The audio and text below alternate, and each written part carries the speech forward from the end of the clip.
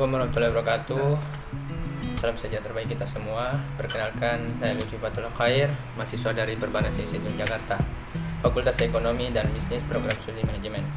Untuk memenuhi tugas aspek hukum dalam bisnis, maka pada kesempatan kali ini saya akan membahas terkait syarat sahnya perjanjian dan pembatalan perjanjian. Hubungan satu sama lain dalam masyarakat tidak bisa lepas dari perjanjian.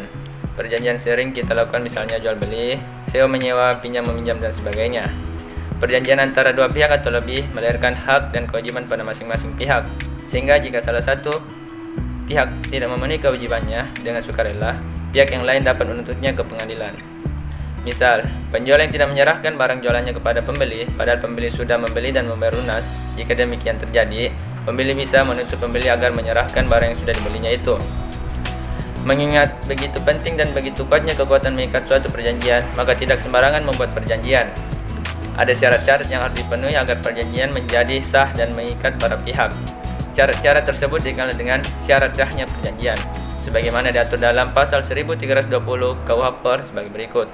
Untuk sahnya suatu perjanjian diperlukan 4 syarat. Yang pertama, sepakat mereka yang mengikatkan dirinya.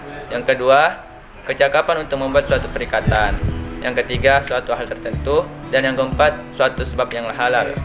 Syarat yang pertama dan yang kedua dinamakan syarat subjektif karena berkenan dengan para subjek yang membuat perjanjian itu. Sedangkan syarat yang ketiga dan keempat dinamakan syarat objektif karena berkenan dengan objektif dalam perjanjian tersebut.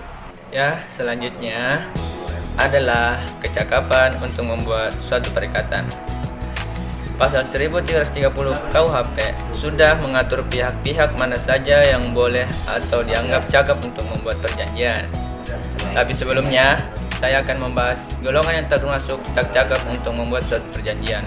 Yang pertama adalah orang yang belum dewasa.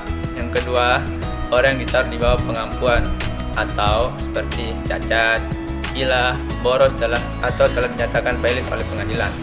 Yang ketiga, seorang istri. Namun, berdasarkan surat edaran Mahkamah Agung nomor 3 tahun 1963, seorang istri sekarang sudah dianggap cakap untuk melakukan perbuatan hukum. Dengan kata lain, yang cakap untuk yang dibolehkan oleh hukum untuk membuat perjanjian dengan adalah orang yang sudah dewasa, yang sudah berumur genap 21 tahun, pasal 330 KUHP Perdata. Dan orang yang tidak sedang di bawah pengampuan. Jika sudah memenuhi keempat syarat di atas, maka perjanjian tersebut adalah sah.